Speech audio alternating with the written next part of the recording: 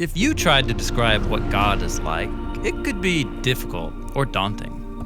But when the people who wrote the Bible pondered the mystery of God, they consistently describe God's character in this way: compassionate and gracious, slow to anger, overflowing with loyal love and faithfulness.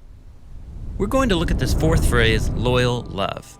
It translates the Hebrew word chesed, which is hard to translate into any language because it combines the ideas of love, generosity, and enduring commitment all into one.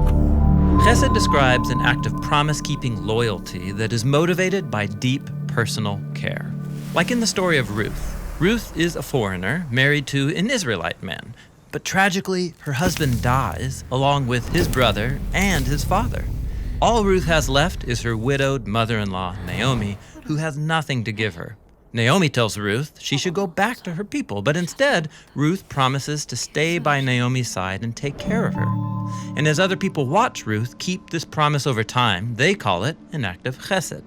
Notice that Ruth's chesed is not conditional or based on Naomi's worth.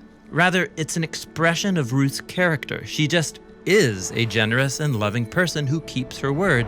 That's chesed.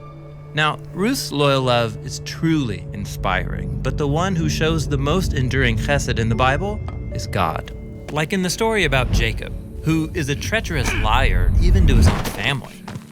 But despite that, God chooses him and repeats the promise he made to Jacob's grandfather, Abraham, that he would have a huge family through whom God would restore his blessing to the nations.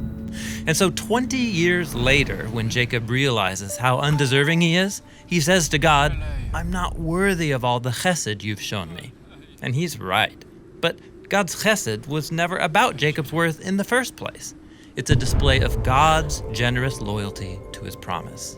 God's chesed continues into the story of Jacob's descendants, the Israelites. When they're enslaved by Pharaoh in Egypt, we're told that God remembered his promise to Abraham and Jacob, so God defeats Egypt and raises up Moses to liberate the people and lead them into the promised land. And in the story, this is called an act of chesed because it was about God keeping his word. Now, on their way to the promised land, the Israelites are scared of the nations around them, and they doubt that God can protect them. So the people threaten to kill Moses and appoint a new leader to take them back to Egypt. God is understandably hurt and angry, but Moses steps in and says, "Forgive the sin of these people because of your great chesed." Notice that Moses asks God to forgive not because the people deserve it, but because it's consistent with God's own character. And God agrees, and he recommits himself to a people that don't want to be committed to him. In the Bible, God is loyal and loving for no other reason than it's just who God is. Of course, he wants his people to respond with chesed in return, but even when they don't, God's chesed remains. The prophet Hosea compared Israel's chesed to a morning mist that's here one moment and gone the next. But God's chesed is enduring. Like in the celebration of Psalm 136 that opens by saying, "Give thanks to the Lord, for he is good," and then 26 times repeats, "His chesed is forever." And so, after centuries of Israel betraying their commitment to God, and after humanity's long history of violence and death, God still kept his promise in a dramatic and drastic way by becoming human and binding himself to us in the person of Jesus.